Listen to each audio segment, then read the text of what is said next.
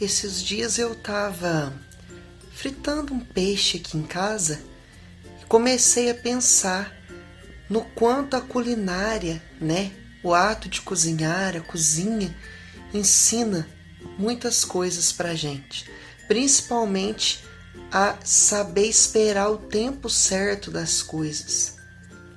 Por quê? Eu fritando aquele peixe ali, eu comecei a pensar que independente da minha vontade, independente da minha pressa, aquele peixe tinha um tempo de fritura, né? Ele tinha um tempo para ficar pronto. E se eu deixasse ele fritar demais, ia queimar, ia passar do ponto, ia ficar ruim, né? Então provavelmente eu não conseguiria comer. E se eu tirasse antes da hora, também provavelmente eu não conseguiria comer, porque o peixe obviamente ficaria cru, né? Então eu fiquei pensando quanto a cozinha nos ensina a ter uma certa disciplina e a respeitar mais o tempo certo das coisas, a entender que tudo tem um tempo certo para acontecer e que só vai acontecer quando tiver na hora certa, quando chegar o tempo certo, independente da nossa vontade. Porque mesmo que eu tivesse com pressa, mesmo que eu tivesse ansioso, enfim, independente do que acontecesse, a minha ansiedade, a minha pressa, a minha vontade de querer tudo para ontem, não ia fazer com que aquele peixe fritasse mais rápido. E na vida é a mesma coisa, nós estamos cada vez mais ansiosos, querendo tudo para ontem cada vez mais, cada vez com mais dificuldade de esperar o tempo certo das coisas, né? Só que a nossa ansiedade, a nossa irritação, a nossa falta de paciência e de disciplina, né, para controlar os nossos próprios impulsos e aprender a esperar, tudo isso não vai fazer com que aquilo chegue na hora certa. Quando a gente vai fazer um bolo, por exemplo, tem uma série de coisas, né, de conhecimentos técnicos, vamos dizer assim, que a gente precisa saber para fazer aquele bolo corretamente para que ele fique bom. Então, por mais simples que seja a receita, eu preciso conhecer essa receita e eu preciso saber fazer corretamente, misturar os ingredientes ali direitinho, bater como tem que bater. Eu tenho que olhar a temperatura do forno, eu tenho que prestar atenção no tempo que eu vou deixar assando, para não assar nem de mais nem de menos, porque tem um ditado que a gente usa muito aqui em Minas, né?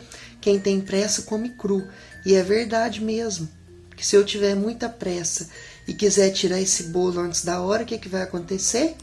Eu vou comer bolo cru, na verdade eu nem vou conseguir comer, né? E na vida acontece a mesma coisa. Muitas vezes a gente não tem os ingredientes, ou seja, a gente não tem as habilidades, as competências, as ferramentas ali na mão para fazer o que é necessário e a gente já quer fazer mesmo assim, por ansiedade, por pressa, por teimosia, por querer tudo para ontem. E outras vezes, a gente, além de não ter os ingredientes, também não tem a competência técnica para aquilo, ou seja, a gente não domina a receita, a gente não sabe como fazer.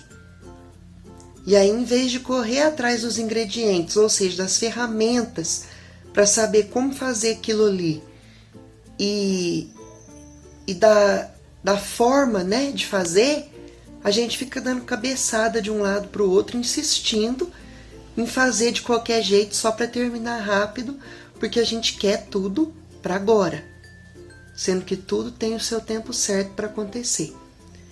Então, eu fiquei pensando no quanto a culinária é sábia. Eu coloco um bolo no forno, não adianta eu espernear. Enquanto ele não der, o forno pode ser super potente, ele tem um tempo, né, para aquele calor agir ali sobre a massa daquele bolo, para que ele cresça e para que ele asse por inteiro, por igual, para que não fique cru. Eu posso espernear, eu posso reclamar, eu posso fazer o que eu quiser, Mas independente da minha vontade, ele só vai ficar pronto quando der aquele tempo. E muitas coisas na vida da gente funcionam da mesma forma.